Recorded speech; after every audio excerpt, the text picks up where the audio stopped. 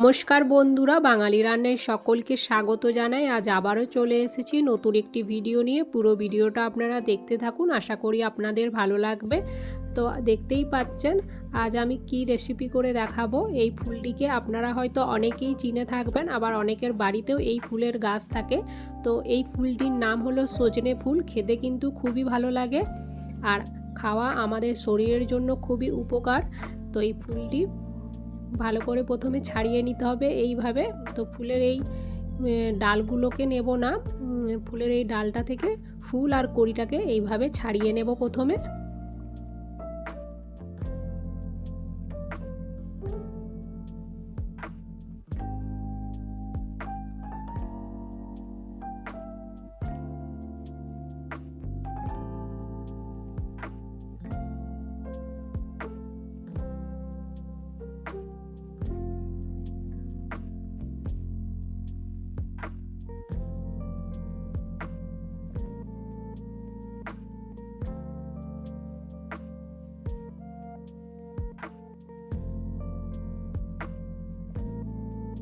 সজনে ফুলগুলো সব ছাড়ানো হয়ে গেছে। এখন এতে দিয়ে দিচ্ছি জল দিয়ে একটু ভালো করে ধুয়ে নিতে হবে, যাতে কোনো রকম নোংরা লেগে না থাকে এই ফুলের মধ্যে।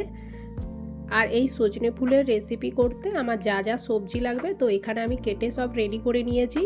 এখানে আছে একটা বেগুন, ছোট সাইজের বেগুন কুচি করে কেটে নিয়েছি। দুটো আলু নিয়েছি, আলুটাও আমি কুচি করে কেটে রেখেছি। আর দুটো ছোট সাইজের টমেটো কেটে রেখেছি, কয়েকটা কাঁচা লঙ্কা আর কিছুটা পরিমাণ নিয়েছি মটরশুঁটি। তো এগুলো আমার লাগবে। তাহলে চলুন শুরু করি। কড়াইয়ের মধ্যে দিয়ে দিচ্ছি 2 চামচের মতো সরষের তেল। তেল গরম হয়ে এলে এতে দিয়ে দিতে হবে গোটা জিরে। তো অল্প গোটা জিরে দিয়ে দিলাম, জিরেটা ভালোভাবে ভাজা হয়ে গেছে। এখন এতে দিয়ে দিচ্ছি কেটে রাখা আলুটা দিয়ে এরপর একটু হালকা নাড়াচাড়া করে নেব। আলুতে দিয়ে দিচ্ছি অল্প হলুদ গুঁড়ো আর দিয়ে দেব স্বাদ মতো লবণ আর হলুদ দিয়ে ভালো করে একটু নাড়াচাড়া করে নেব। নাড়াচাড়া করে নেওয়ার পর এতে দিয়ে দিতে হবে বেগুন। তো কেটে রাখা বেগুনটা আমি এই আলুর সাথে মিশিয়ে দিচ্ছি। বেগুন দিয়ে আবারও একবার ভালো করে সব একসাথে নাড়াচাড়া করে মিশিয়ে নিতে হবে। এখন দিয়ে দিচ্ছি টমেটো কুচি। আর এই সজনে ফুল রান্নাটা কিন্তু আজ আমি পুরোটাই কম আঁচে রান্না করছি। ভালো করে নাড়াচাড়া করে নিলাম। এখন দিয়ে দিতে হবে মটরশুঁটি। এইভাবে সজনে ফুল রান্না করলে মটরশুঁটি দিয়ে খেতে কিন্তু দারুণ লাগে, খুব সুন্দর স্বাদ হয়। এরপর দিয়ে দিতে হবে সজনে ফুল। তো সজনে ফুলটা আমি জল থেকে ভালো করে একটু ছেঁকে নিয়েছি। ছেঁকে নেওয়ার পর এতে মিশিয়ে দিতে হবে। বন্ধুরা, আজকের এই সজনে ফুলের রেসিপিটা আমার মায়ের কাছ থেকে শেখা।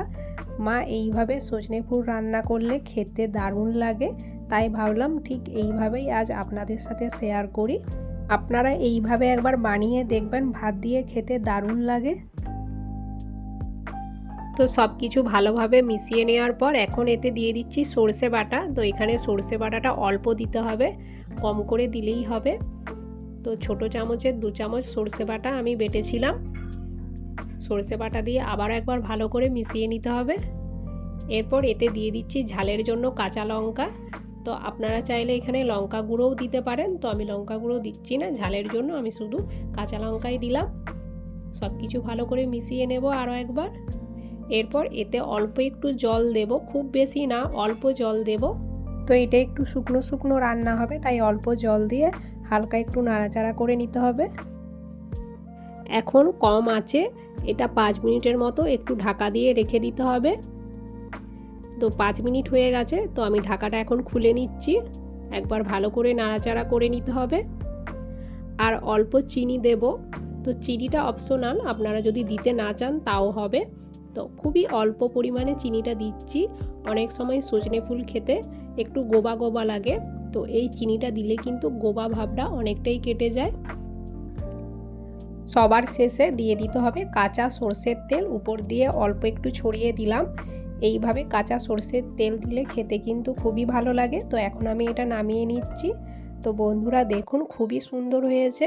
আর এইভাবে সজনে ফুল রান্না করে দেখবেন, বাড়িতে খুবই ভালো লাগবে। তো বন্ধুরা ভিডিওটি যদি ভালো লাগে তাহলে একটা লাইক করে যাবেন, আর যাবার আগে আমার এই চ্যানেলটিকে একবার সাবস্ক্রাইব করে দেবেন প্লিজ। আবারও দেখা হবে পরবর্তী কোনো এক নতুন ভিডিওতে। ভালো থাকবেন।